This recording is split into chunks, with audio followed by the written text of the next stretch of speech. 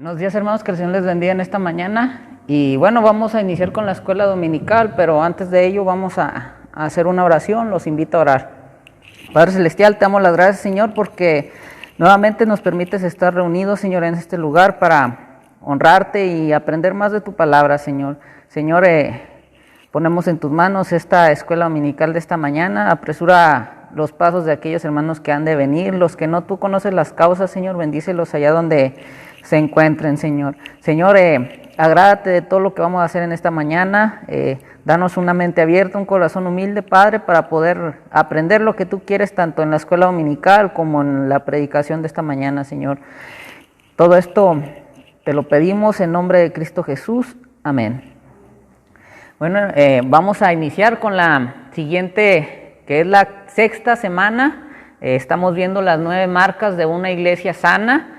Y bueno, hemos estado viendo acerca de lo que es la evangelización. Vimos ahí una pequeña introducción de la evangelización.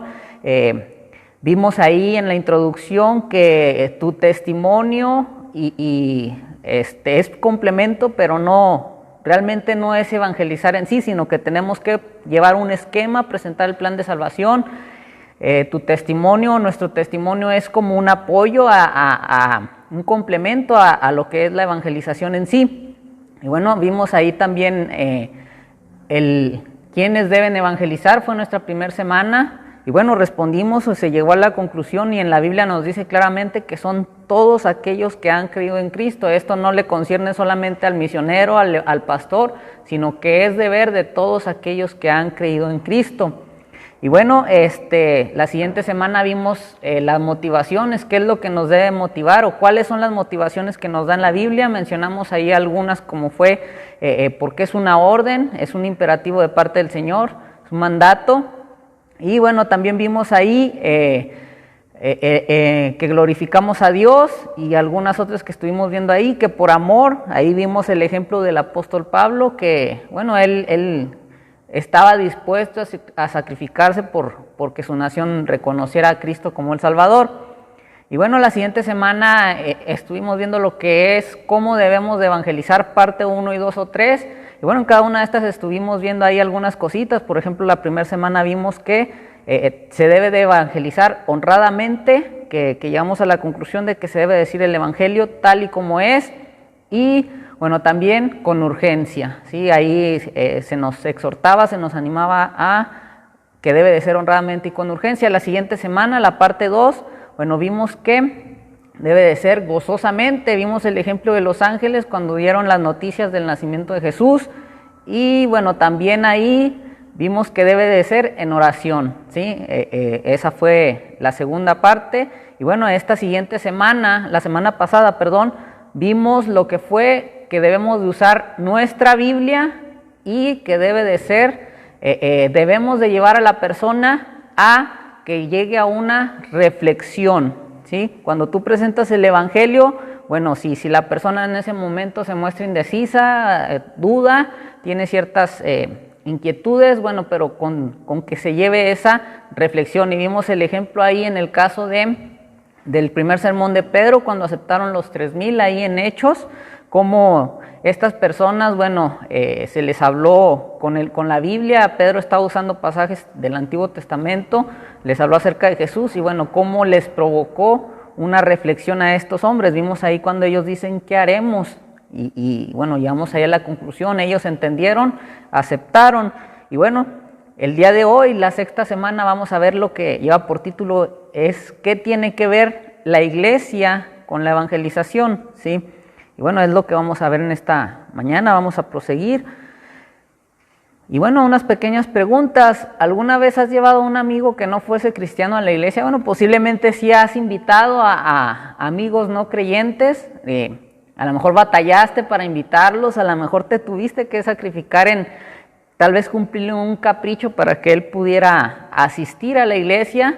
Y bueno, batallando y lo trajiste. Pero ¿cómo te fue? Posiblemente no le gustó, posiblemente sí, no sé, cada quien ha tenido algunas ahí sus propias experiencias, o cuáles fueron sus impresiones de la iglesia, ¿sí? A veces se llevan buenas impresiones de las iglesias, o salen con una impresión mala, ¿verdad?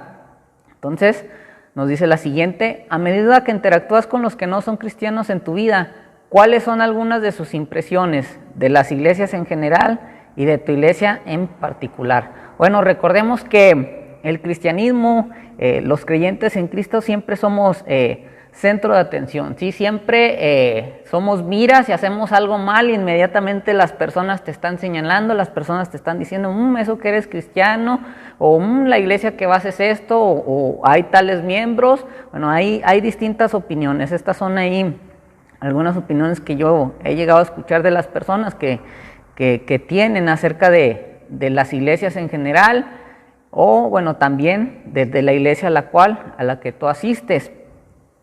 Y bueno, ¿cuál es la idea principal del día de hoy? Bueno, la idea principal es que Jesús llama a la iglesia a una vida colectiva de unidad y amor para mostrar el evangelio y hacerlo elogiable a los ojos del mundo. Esta va a ser nuestra idea principal de este estudio, de esta mañana, y bueno, es lo que vamos a estar desarrollando con los siguientes pasajes.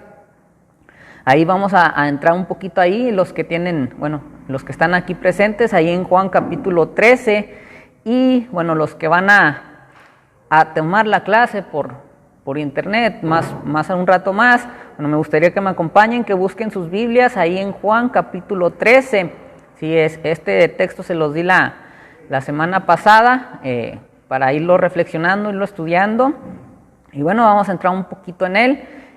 Ahí en Juan, inmediatamente después de que Jesús le dice a los discípulos que uno de ellos los traicionará, bueno, les va a dar un mandamiento nuevo, les va a dar una orden nueva, ¿sí? Va a ser ahí del 31 al 35, es lo que vamos a leer, Juan 13 del 31 al 35, y dice así la palabra de Dios, dice: entonces, cuando hubo salido, dijo Jesús: ahora es glorificado el Hijo del Hombre, y Dios es glorificado en él. Si Dios es glorificado en él, Dios también le glorificará en sí mismo, y enseguida le glorificará. Hijitos, aún estaré con vosotros un poco, me buscaréis, pero como dije a los judíos, así os digo a vosotros: a donde yo voy, vosotros no podéis ir.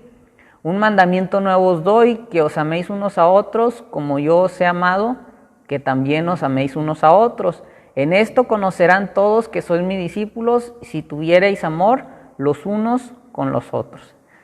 Bueno, y aquí es interesante, ya Jesús ya había declarado quién iba a ser el que lo iba a entregar, quién era el que lo iba a traicionar, y bueno, después de esto les da un mandato, una orden, ¿sí? Y bueno, aquí esto tiene un propósito de parte de Jesús, pues él sabía cómo iban a reaccionar los discípulos ante la situación de la traición, y bueno, cómo lo iban a abandonar, cómo le iban a dar la espalda, pero bueno, el Señor les deja este mandamiento para una vez que regresaran a cumplir, que regresaran al ministerio, que regresaran al camino, bueno, ellos a través de sus vidas dieran el ejemplo. Y bueno, vamos a entrar a las preguntas de reflexión.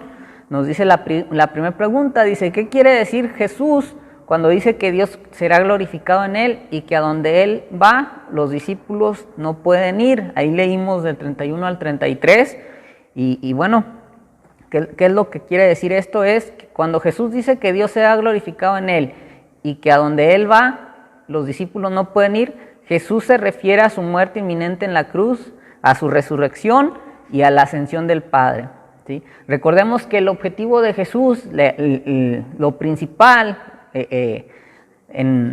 durante su ministerio era ¿no? Venir y morir ahí crucificado en esa cruz, y bueno, morir y al tercer día él resucitar, y bueno, ¿esto qué traería como resultado? Bueno, todo lo que se venía diciendo desde el Antiguo Testamento, ¿sí? El poder reconciliarnos con Dios, ¿sí? Ya una vez que el hombre cayó en pecado, bueno, Dios inmediatamente después de esto empieza a través en la Biblia, en el Antiguo Testamento, como lo mencioné la clase anterior, empezó a ver ahí sombras de lo que le había de pasar a Jesús. Y ahí mencioné el caso de la serpiente de bronce ahí en el desierto. Bueno, también mencioné el caso ahí de Jonás, que estuvo dentro del pez durante 3 días. Y si uno se pone a estudiar, si uno quiere ahí investigar más, va a encontrar más sombras en el Antiguo Testamento acerca de Jesús. Y bueno, recordemos que en este pasaje, volviendo al texto, a la pregunta, bueno, en ese momento ya Jesús le estaba diciendo que ya iba a cumplir, ya era el tiempo de que Él fuera crucificado, pero también les recordaba que iba a resucitar, pero también les recuerda que Él iba a ascender al cielo. Entonces, por eso Él les dice que no pueden ir aún con Él, que aún no lo pueden acompañar. Nos dice la siguiente: ¿cuál es el mandamiento nuevo que Jesús da a sus discípulos? Dice, el nuevo mandamiento que Jesús da a sus discípulos es que se amen, ¿sí? Y bueno, es interesante esto, porque recordemos, bueno, cada uno de nosotros tiene distinto tipo de carácter, tiene distinta personalidad, y bueno, a veces es fácil a tratar con ciertas personas, pero a veces nos es difícil tratar con ciertas personas, ¿sí? Entonces, en la iglesia nos vamos a encontrar todos todos tenemos distintos caracteres, tenemos distintas personalidades, y bueno, a veces a lo mejor somos de sangre liviana, como se dice, o a veces sí somos un poquito más de sangre un poquito más pesada, que no caemos tan bien. Y bueno, esto es interesante, y por eso el Señor pues nos manda que nos amemos unos a otros, ¿sí? Que se vea realmente ese amor, que mostremos ese amor entre nosotros como iglesia. Nos dice la siguiente pregunta: ¿de qué manera los discípulos deben amarse unos a otros según el versículo 34? Bueno, los discípulos han de amarse unos a otros como Jesús los ha amado, ¿sí? La prueba más grande de amor, lo hemos dicho, es Dios. Ahí está el texto de Juan 3:16, porque de tal manera amó Dios al mundo. Está Romanos 5:8, más Dios muestra su amor para con nosotros, en que siendo un pecadores Cristo murió por nosotros, ¿sí? Es la prueba más grande de amor, es la prueba más grande en la cual se muestra el amor de Dios hacia el hombre. Y bueno, eso es lo que quiere Jesús, que nosotros también hagamos, ¿sí? Que mostremos ese amor, así como Jesús, que fue un amor tan grande que lo llevó hasta la muerte, que fue hasta la muerte de cruz. Entonces, eso es lo que debemos de hacer como hijos de Dios, como creyentes en Cristo, ¿sí? El amarnos los unos a nosotros, a los otros, así como Jesús nos ha amado. Y bueno, ¿qué significa esto de amarnos unos a otros como Jesús nos ha amado? ¿Y de qué modo el amor de Jesús por nosotros nos motiva a amarnos unos a otros? Bueno, amarnos unos a otros tal y como Jesús nos amó a nosotros significa que estamos dispuestos a sacrificarnos a nosotros mismos por los demás, a servir a los demás y a poner a otros antes que a nosotros mismos. El amor de Jesús por nosotros nos motiva a amar a los demás, porque si Jesús, nuestro Maestro y Señor, estuvo dispuesto a humillarse y a morir en la cruz por amor a nosotros, entonces nosotros que hemos sido tan amados por Él, somos llevados naturalmente a amar a nuestros hermanos y hermanas en Cristo del mismo modo. Y bueno, este es lo que se conoce ahí en griego, el amor ágape, un amor sacrificial, ¿sí? Es donde tú pones el lugar de otros antes que ponerte a ti mismo, ¿sí? Ese es el amor que quiere Jesús que mostremos, el dejar a un lado el yo y, bueno, el estar dispuesto a sacrificarme, el estar dispuesto a dejar tal vez mi orgullo, el estar dispuesto a dejar comodidades o algo que me impida realmente mostrar el amor hacia los demás. Y bueno, es lo que quiere Dios de nosotros, que así como Él nos amó así, hasta ese punto, nosotros nos amemos los unos a los otros, que actuemos del mismo modo que actuó el Señor cuando estuvo aquí en la tierra cumpliendo con su ministerio. Y bueno, ¿cuál dice Jesús que será el resultado si nos amamos unos a otros? Ahí en el versículo 35, Jesús dice que si nos amamos unos a otros, todas las personas sabrán que somos sus discípulos. En otras palabras, nuestro amor por los demás le mostrará al mundo quiénes somos, y al hacerlo se mostrará al mundo algo de quién es Jesús. Y bueno, esto nos lleva ahí a Hechos, ahí después del sermón de Pedro. Si continuamos leyendo Hechos, si sigues leyendo, ahí en tu casa si tienes oportunidad de leerlo bueno, vemos que dice ahí que tenían en común todas las cosas y que cada día se añadían a la iglesia los que habían de ser salvos. ¿Pero por qué era esto? Bueno, porque la gente miraba que realmente lo que estaban predicando lo estaban viviendo. La iglesia de aquel tiempo, la iglesia que estaban haciendo en aquel tiempo, estaba demostrando el mismo amor que Jesús mostró durante su ministerio. Dice que tenían todas las cosas en común, que estaban en las casas, que había gran muestras de amor, gran muestras de afecto entre los creyentes, y esto, bueno, hacía que las personas se impactaran, hacía que aquellas personas, bueno, vieran que no era una religión cualquiera, sino que realmente ellos realmente estaban viviendo lo que practicaban, practicaban lo que hablaban, y bueno, esto era lo que impactó en aquel tiempo, cómo ellos estaban unidos, cómo ellos tenían en común todas esas cosas, y de este modo fue que la gente se iba acercando al Evangelio. Dice que cada día se añadían a la iglesia los que habían de ser salvos.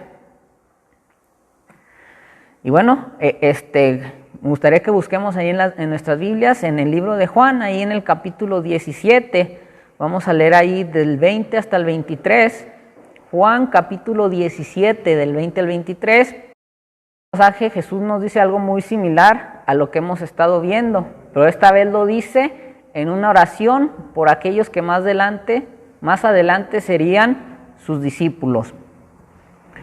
Dice ahí, me gustaría que me acompañaran, bueno, los que están aquí en el salón, en el templo, en la nave, ahí en Juan 17 del 20 al 23, y bueno, tú que vas a tomar el estudio más tarde, ahí ten tu Biblia en tu mano en este pasaje y sígueme con tu vista. Dice ahí la palabra de Dios: mas no ruego solamente por estos, sino también por los que han de creer en mí, por la palabra de ellos, para que todos sean uno, como tú, oh Padre, en mí y yo en ti, que también ellos sean uno en nosotros, para que el mundo crea que tú me enviaste.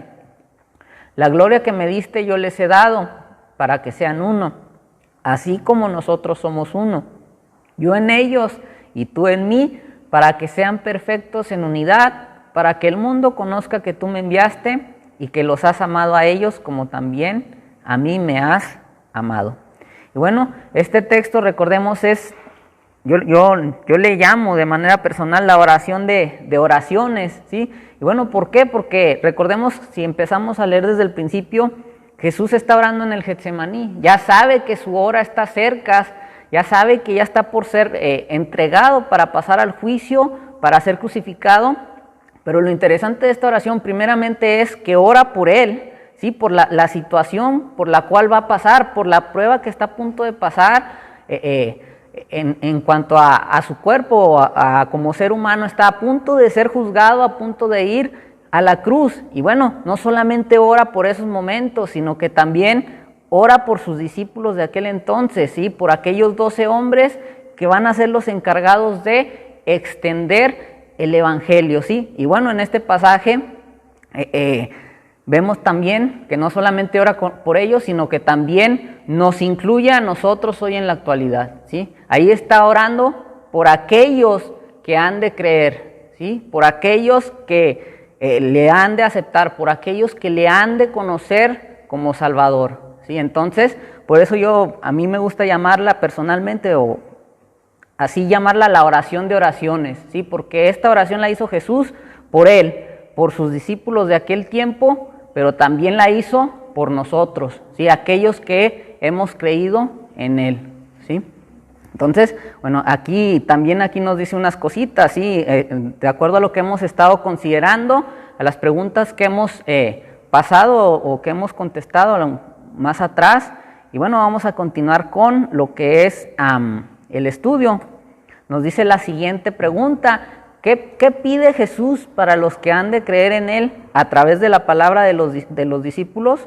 Bueno, pide por los que van a creer en él a través de la palabra que sean uno, así como él es uno con el Padre, ¿sí? La unidad.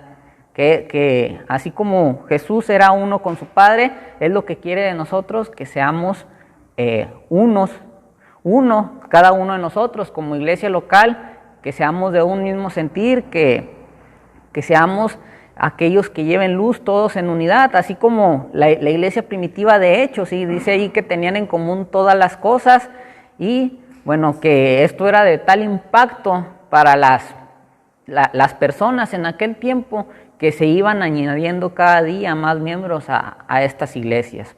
Y bueno, esto fue lo que pidió Jesús para nosotros, que también nosotros seamos unos hoy en la actualidad, ¿sí? ¿Con qué propósito pide Jesús que los discípulos sean uno? Ahí en el versículo 21 y en el versículo 23. Bueno, Jesús pide que los discípulos sean uno para que el mundo crea que Dios le ha enviado y para que el mundo sepa que Dios le ha amado a ellos como Él amó a Jesús, ¿sí? Que demos en la actualidad testimonio, ¿no? Que las personas vean que realmente nuestra iglesia sí es una iglesia que es una iglesia que Dios envió para que sea luz en estas tinieblas, en este mundo en oscuridad, y bueno, también para que ellos puedan ver o ellos sepan que nosotros como miembros, que nosotros, cada uno de nosotros como parte de esta iglesia, bueno, que puedan ver el amor de Dios en nosotros, ¿sí? Entonces, eso es lo que pidió Jesús, que para que vean, para que nosotros vayamos y anunciemos, para que nosotros compartamos esas buenas nuevas, ¿sí? Para que nosotros anunciemos el mensaje de Jesús. Y bueno, también para que ellos puedan ver el amor de Dios en nosotros.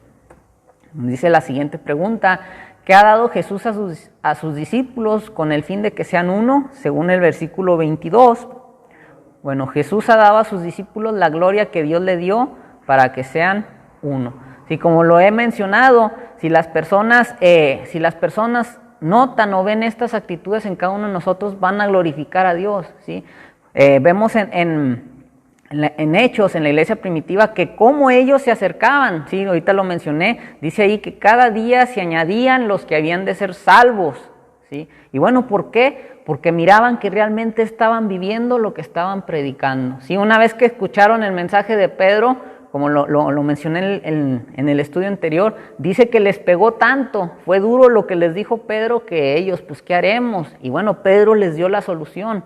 Y bueno, las personas se dieron cuenta y veían a estos hombres que realmente estaban viviendo lo que Jesús les había enseñado, ¿sí? Era algo que les estaba impactando. Incluso, bueno, si leemos más adelante, incluso los mismos fariseos le reconocen cuando arrestan a Pedro, dicen, sí sabemos que tú eres de vulgo. ¿Y qué era el vulgo? Eran las personas de clase más baja en aquel tiempo, ¿sí? Eran personas que tenían muy poco conocimiento, eran los más comunes, ¿sí? Del vulgo. Y bueno, incluso los fariseos reconocían a estos hombres que a pesar de ser el vulgo, tenían gran conocimiento de Dios, ¿sí?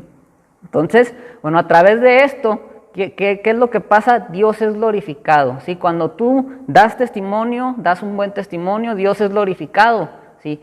Y cuando las personas ven en ti un buen testimonio, ¿qué van a decir? Ah, no, él realmente sí es un buen cristiano. Entonces, están reconociendo, están dando gloria de Dios, tal vez inconscientemente, pero Dios está siendo glorificado, ¿sí? Tanto por nuestros actos como por las palabras de ellos. Bueno, nos dice la siguiente pregunta: resume en tus propias palabras lo que estos dos pasajes que hemos estudiado nos enseñan acerca de cómo la vida colectiva de la iglesia impacta en la evangelización. Bueno, vamos a resumirlo. Dice ahí, puede haber varias respuestas, tal vez tú puedes tener una idea diferente a lo que yo te voy a leer en estos momentos, pero la idea básica es esta: que la forma en que los creyentes viven juntos en la iglesia, su amor unos por otros y su unidad, comunica un mensaje acerca de Jesús al mundo. Así, la vida de la iglesia está destinada a ser una imagen, un signo de quién es Jesús, de lo que vino a ser y cómo cambia a la gente, ¿sí? Esa es la idea básica, ¿sí? Que la forma en que los creyentes viven juntos en la iglesia, su amor unos por otros y su unidad, comunica un mensaje acerca de Jesús al mundo. y así la vida de la iglesia está destinada a ser una imagen, un signo de quién es Jesús, de lo que vino a hacer y cómo cambia a la gente. Y bueno, volviendo a la iglesia primitiva, Hechos, esto era lo que más impactaba a las personas, ¿sí? El hecho de veían su amor unos por otros, veían que tenían las cosas en común y bueno, veían su unidad y esto les impactaba. Veían sus vidas transformadas, ¿sí? Veían cómo habían cambiado su vida, ¿sí? Veían la vida de Pedro, un pescador, veían la vida de Juan, de su hermano, ¿sí? Cómo eran llamados antes los hijos del trueno. ¿Por qué? Pues posiblemente tenían un carácter muy fuerte y bueno, esto reflejaba que realmente el tiempo que estuvieron con Jesús, lo que habían vivido con Jesús, realmente los había cambiado. Y bueno, ahora las personas que los estaban escuchando a ellos mostraban ese cambio también. Y esto era lo que impactaba a las personas en aquel tiempo. Y es lo que nosotros, para que la gente pueda ser impactada, pueda escuchar estas buenas nuevas, debemos de también poner en práctica.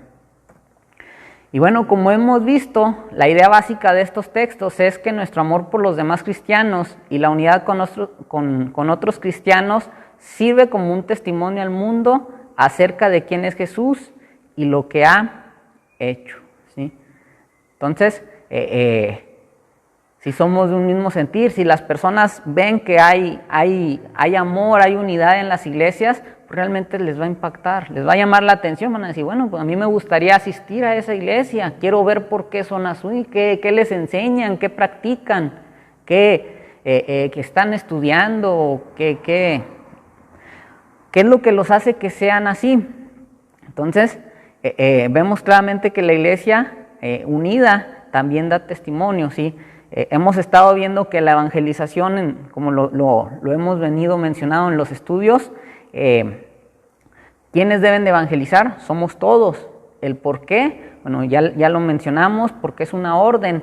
Y bueno, ¿cómo debemos evangelizar o qué es lo que debe de incluir nuestro evangelismo? Vimos que debe de ser honradamente, ¿sí? Debemos de dar el mensaje tal cual es y con una necesidad de urgencia, ¿sí? El tiempo es crítico, es grave estos tiempos, está muy difícil, entonces debemos de tener una necesidad urgente de irles a hablar. Vimos que debe de ser gozosamente, ¿sí? Son buenas noticias las que estamos dando, entonces pues tenemos que darlas con alegría, con gozo, que ellos vean que realmente lo que estamos llevando sí son buenas noticias.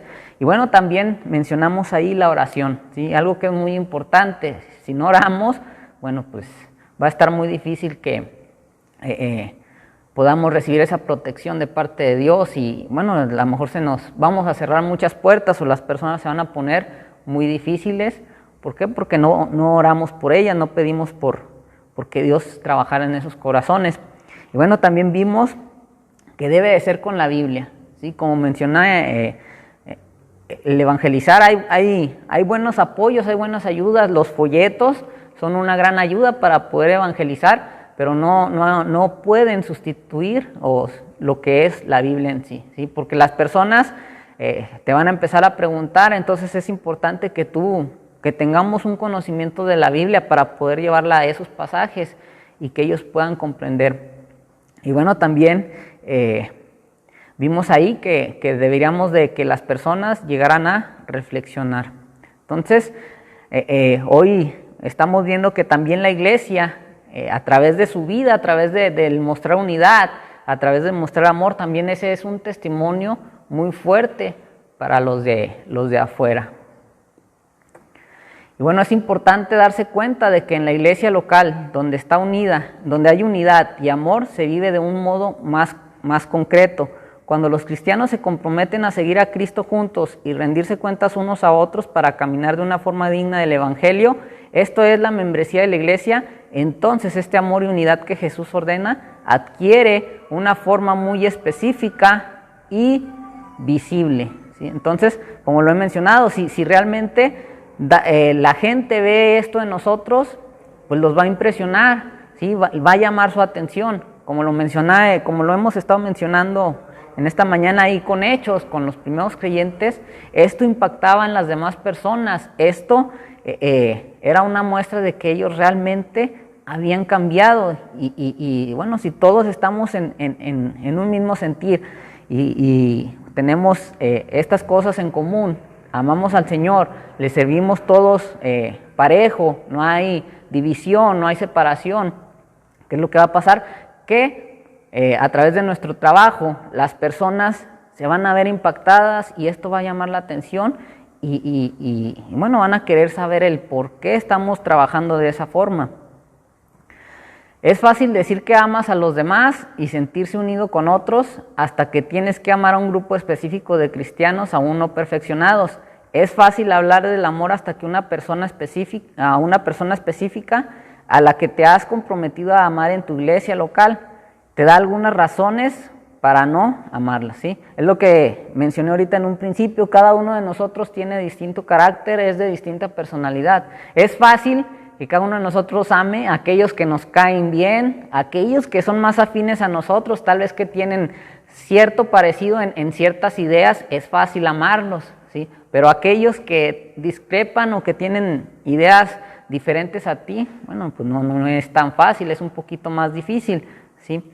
Y bueno, también recordemos que somos cristianos, somos salvos por gracia, pero aún no somos perfectos, ¿sí? Todos tenemos muchos defectos, todos como se dice comúnmente, todos tenemos cola que nos pisen, ¿sí? Todos tenemos defectos, todos tenemos ciertas debilidades, luchamos con ciertas cosas, entonces a veces sí es fácil señalar a las personas, a veces sí es fácil señalar esos defectos, pero bueno, recordemos que cuando apuntamos a alguien también nos estamos apuntando a nosotros mismos, ¿sí? Entonces, por eso es importante que la iglesia muestre la unidad, ¿sí? Por eso el Señor dejó este mandamiento para la iglesia, ¿sí? Antes de partir dijo, nuevos mandamientos doy, que os améis unos a otros.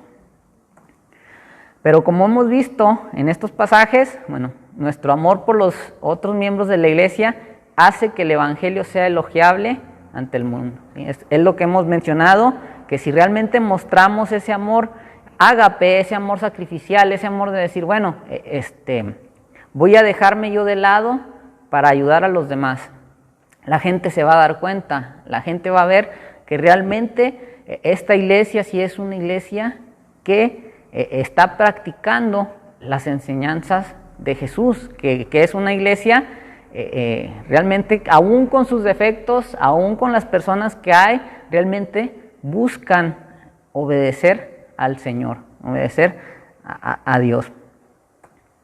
Y bueno, con esto en mente vamos a pensar unos términos más prácticos acerca de cómo podemos ayudar a nuestra iglesia local a mostrar el evangelio de una mejor manera a través de nuestra unidad, de nuestro amor y unidad. Bueno, ya estas preguntas ya son un poco más prácticas, ya de manera reflexiva. Algunas sí vamos a tener la respuesta, de algunas ya cada quien o puede dar una o podemos pensar en alguna respuesta práctica. Dice ahí la siguiente pregunta: ¿de qué forma nuestra evangelización será obstaculizada si nuestra iglesia está llena de gente que vive igual que los que no son cristianos? Pues la respuesta es obvia, ¿no? Las personas no se van a querer acercar. Te preguntan, tal vez te van a escuchar, pero te van a decir, ¿y a qué iglesia vas? No, pues voy a tal iglesia. Ahí conozco a tal persona y es más diablo que yo. Realmente no muestra que es un cristiano y eso que va a esa iglesia. Y bueno, como lo mencioné, las respuestas van a variar, pero esta es la idea básica, que si la iglesia está llena de personas que viven igual que las que no son cristianos, o si la iglesia está desgarrada por la división y las luchas, entonces la iglesia estará en realidad transmitiendo un mensaje falso acerca de Jesús al mundo, ¿sí? Esa es la respuesta, ¿sí? Podemos tener distintas ideas, como ahorita yo te mencioné una, pero esto es lo básico, no vamos a dar un falso mensaje a las personas acerca de quién es Jesús, ¿sí? Y en vez de acercarlos, en vez de motivarlos, en vez de que las personas vean que realmente sí es una iglesia bíblica, una iglesia que ama a Jesús, ¿qué es lo que va a pasar? Se van a alejar, ¿sí? Van a decir, No, pues para ser como tal persona o estar como tal persona, mejor aquí me quedo, no estoy bien así como estoy. Y bueno, esto los lleva ¿a qué? A rechazar a Jesús, y nosotros estamos dando ese mensaje falso acerca de quién es Jesús. Nos dice la siguiente: ¿qué enseña el compromiso de la membresía de la iglesia? Tanto unirse como mantenerse contra viento y marea al mundo en cuanto a la naturaleza del amor de Jesús. Bueno, las respuestas igual pueden variar, pueden ser distintas, pero a lo mejor la idea principal o el punto clave de esto es que el amor de Cristo es el amor que se compromete a amar a un pueblo en particular, que soporta con paciencia a estos pecadores y que les apunta con ternura hacia la santidad y la ley de Dios. Sí, entonces, bueno, nos damos cuenta aquí que es el amor que se compromete a amar a un pueblo en particular, que soporta con paciencia a estos pecadores y que los apunta con ternura hacia la santidad y la ley de Dios.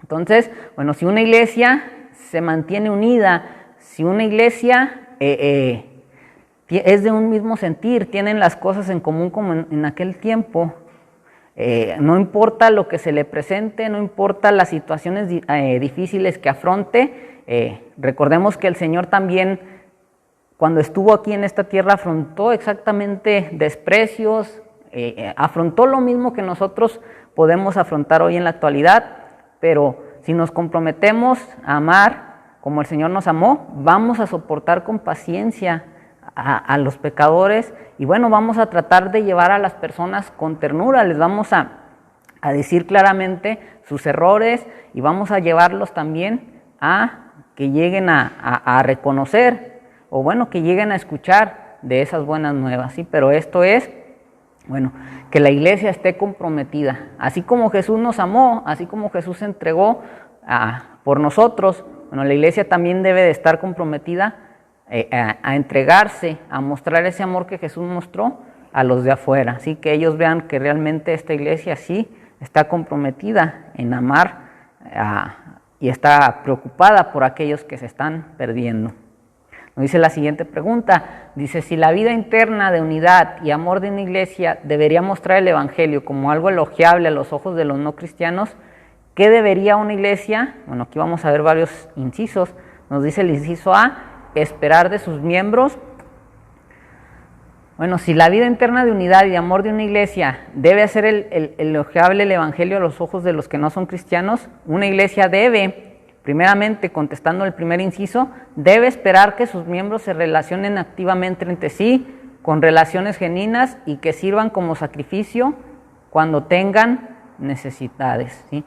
Ahí volvamos a Hechos, dice que tenían las cosas en común, ¿sí? Dice ahí también que decían que nada era suyo propio, ¿sí? Todo lo compartían, todo aquel que veían en necesidad lo ayudaban. Bueno, ¿por qué? Porque realmente amaban al Señor, porque realmente comprendieron el evangelio, y cuando veían la necesidad de la persona, inmediatamente la apoyaban, ¿no? La ayudaban. Nos dice el siguiente inciso: orar cuando se reúnen, orar acerca de las maneras en las que la iglesia puede mostrar la gloria del evangelio, tales como el cultivo de la unidad en la diversidad, ya sea que la diversidad implique la edad, la etnia, la economía u otros factores, ¿sí? Como iglesia, bueno, debemos de orar por esto, ¿no? Que el cultivo, o que la iglesia sea unida, no importando la diversidad, refiriéndome a lo que es la edad, la economía o algunos otros factores que tal vez puedan influir en nosotros, ¿sí? Entonces debemos de orar para que haya esa unidad, que estos factores no sean impedimento para que la iglesia, la membresía, sean de un solo sentir, ¿no? Estos factores no sean causa de división entre los creyentes, entre los miembros de la iglesia. Hablar en los grupos pequeños y en las relaciones de discipulado. Bueno, continuando, ¿qué debemos de esperar de las iglesias locales? Bueno, animar a la gente a hablar abiertamente sobre su vida en pequeños grupos y otros contextos.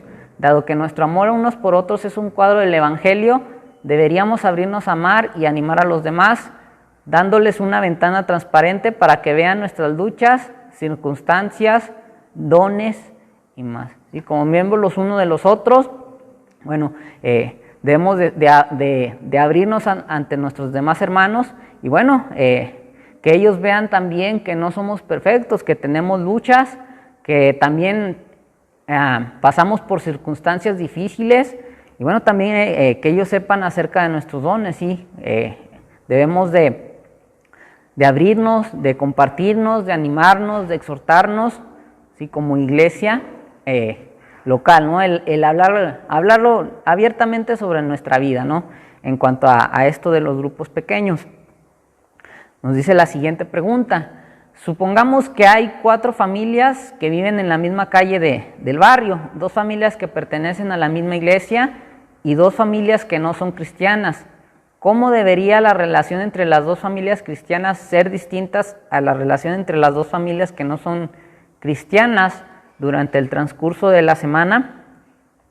Bueno, aquí puede haber variedad de respuestas, pero la idea general o lo general es que las 2 familias cristianas deberían, como la ocasión lo permita, mostrar un mayor interés en llegar a conocerse y servirse unos a otros, y juntos tienen la oportunidad de presentar una imagen de la vida del reino de Jesús, caracterizada por el amor y la justicia en sus vecindarios. Por ejemplo, bueno, aquí nos pone un ejemplo, nunca deberían demandarse unos a otros por problemas del edificio o de la comunidad de vecinos, y aquí nos presenta el ejemplo o nos invita a leer ahí 1 Corintios el capítulo 6, hay un caso que hay ahí sobre esto, de la manera en que los que no son cristianos pueden llegar a hacerlo. Los cristianos deben demostrar generosidad en el cuidado de las necesidades del otro para llegar a los vecinos que no son creyentes.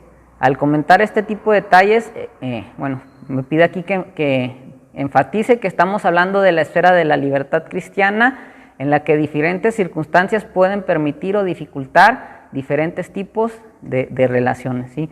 Bueno, volviendo con la pregunta esta de las 2 familias, y deben demostrarse amor, como lo mencioné, es importante que si hay ciertas discrepancias o si hay ciertos conflictos, bueno, sepamos resolverlos, pues como dice la Biblia, ¿no? La Biblia ahí nos da la pauta para resolver ese conflicto como hermanos en Cristo, ¿sí? Somos creyentes, debemos de tener madurez para poder resolver ese conflicto conforme a lo que la palabra de Dios nos dice, ¿no? Bien, volviendo ahí en 1 Corintios, el caso ese que pasa, ¿no? Pablo los exhorta fuertemente porque siendo miembros de la iglesia y estaban llevando sus casos a lo legal, ¿sí? A orden pública, y esto en vez de beneficiarnos, esto en vez de demostrar ese amor a los unos por los otros, bueno, esto pues muestra ahí que lo que estamos diciendo, lo que estamos practicando, pues es en cierta manera falso, ¿verdad? Entonces,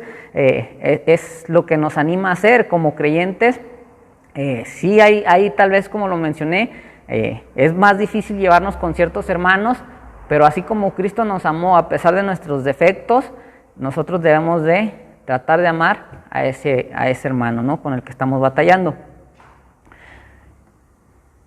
Y bueno, también recordemos, me pide aquí que haga hincapié en esto, que la gracia de Dios es común y es universal para todos, ¿no? Recordemos que todas aquellas personas, no importando lo que haya hecho en un pasado, si esta persona tiene un encuentro con el Señor, reconoce su estado delante de Él, Dios lo va a perdonar, no importando lo que hizo en el pasado. Si a lo mejor tuvo un estilo de vida más fuerte que tú o tuvo situaciones diferentes, pero todos los que aceptamos a Cristo disfrutamos de esa gracia, es universal, Dios no se la va a negar a nadie, ¿sí? A todo aquel que se acerque a Jesús, toda aquella persona que reconozca su situación delante de Dios, es bienvenida. Dios no le cierra las puertas a nadie, Dios lo acepta, Dios lo perdona si fue de corazón, y bueno, pues nosotros no somos quienes para impedir esto en esa persona, ¿no? De manera que podemos alabar a Dios, bueno, nos dice ahí, nos invita a leer Mateo 5:45, ahí si tienes oportunidad, léelo en tu casa. Dice, de manera que podemos alabar a Dios cuando las familias que no son cristianas demuestran el amor y la atención que a veces supera en brillantez a lo demostrado por los cristianos. Y bueno, tristemente esto es algo muy cierto, ¿no? A veces los que no son creyentes muestran mayor amor que los que somos cristianos, ¿sí? Por eso posiblemente esto ha sido un impedimento para nosotros, tal vez por eso nosotros hoy en la actualidad no impactamos tanto, ¿sí? ¿Por qué? Porque nos falta eso, que se vea el amor, así como Jesús nos ordenó que nos amáramos, falta que lo demostremos. Nos dice la siguiente pregunta, a la luz del llamado de la iglesia a hacer una muestra colectiva del evangelio, ¿de qué formas puedes usar personalmente la iglesia en la evangelización? Bueno, ¿de qué forma podemos personalmente usar la iglesia en la evangelización? Bueno, una de las formas es, podemos traer miembros, bueno, no miembros, sino personas que no han escuchado del evangelio, invitar personas, ¿sí? Para que ellos puedan ver. Y bueno, cuando vemos personas ajenas a nosotros, ¿qué puede hacer la iglesia? Mostrar el amor, que la persona se sienta bienvenida, que la persona pueda ver que realmente en esa iglesia hay unidad, que son de un mismo sentir, que todos jalan parejo, que todos trabajan, todos tienen el mismo objetivo, que es el alcanzar almas, y bueno, esa es una forma en la que podemos usar a la iglesia, ¿no? El traer personas que nunca hayan escuchado, pero la iglesia también que se comprometa a que las personas vean que realmente sí hay amor dentro de la iglesia.